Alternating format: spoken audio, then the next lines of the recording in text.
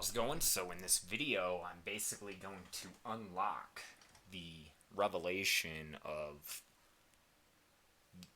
the existence of our existence. So basically, this is to further prove and provide ultimate reason to our source of what we have decided is the answer. So this video is purely to reveal the purpose and the reason behind why my answer has been selected the way it has been selected, and why I propose that the answer must be the answer which reveals that everything else does not propose an answer. So, one of the biggest things about what I'm going to be able to reveal is that I can provide an answer. Alright, so my explanation provides an answer, whereas to most other people who challenge my type of belief system don't have enough reason or proof or evidence to back up. So basically, to keep this short, when you have someone trying to argue there cannot be a God, and when you have someone like me who's trying to argue that there has to be a God, one person is completely wrong. Okay, so they're basically what I'm going to try to prove and show to everybody, which I don't know why I used to get so angry about it when the numbers work in my favor. More people believe that this holds the answer, this is the key, this is the answer, then more people think that this is not the answer. And for the longest time, I used to be so stressed out with feeling so pressured, like, man, why does it seem like so many people want to jump sides on the other side? So because it's like you can either be on one side or the other, it's either heads or tails.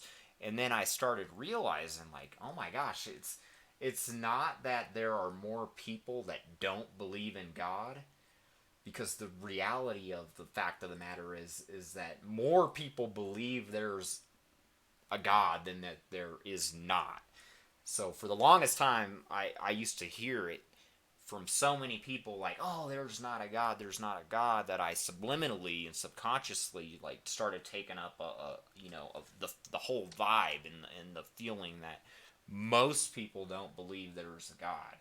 And that always made me so mad, because I, like, when you kind of have a really good idea of, like, why there has to be a God, and then you got people trying to argue against it, it's just aggravating. So one thing that I've come to peace with is knowing that there are more people who believe that what I'm going to say makes sense, as opposed to people that don't believe it's going to make sense. And what's going to be crazy about what I'm going to explain here is I'm going to reveal this in a way where you can actually see expected value in the shape of a shape and a key, to where you can actually know what you're looking at, where most people, where they don't even know what they're looking at. It's like, you don't even know what you're looking at. What do you even see what you're looking at?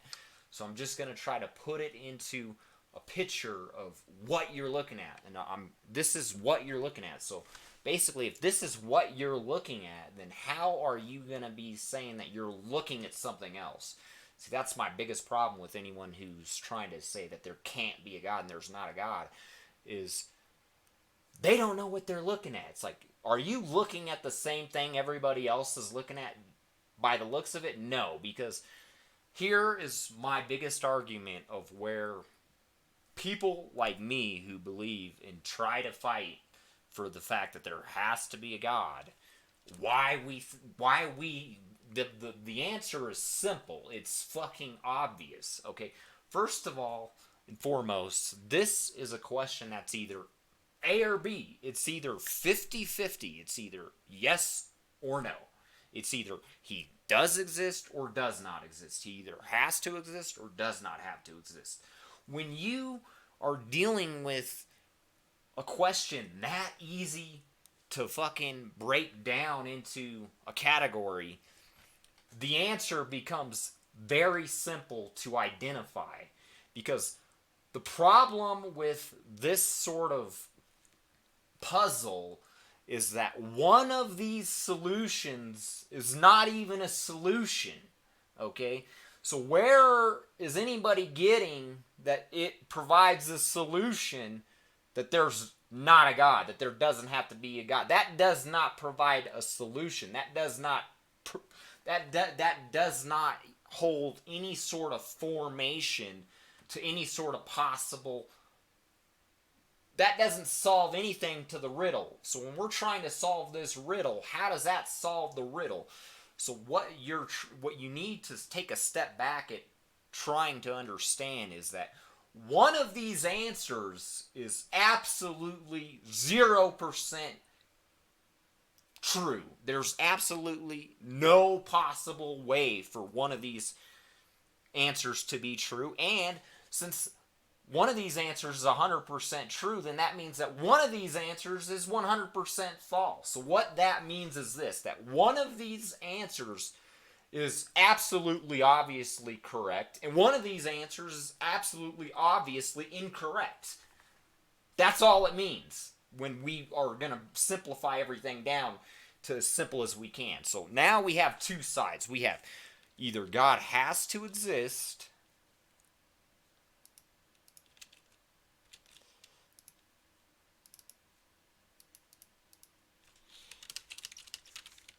or God does not have to exist.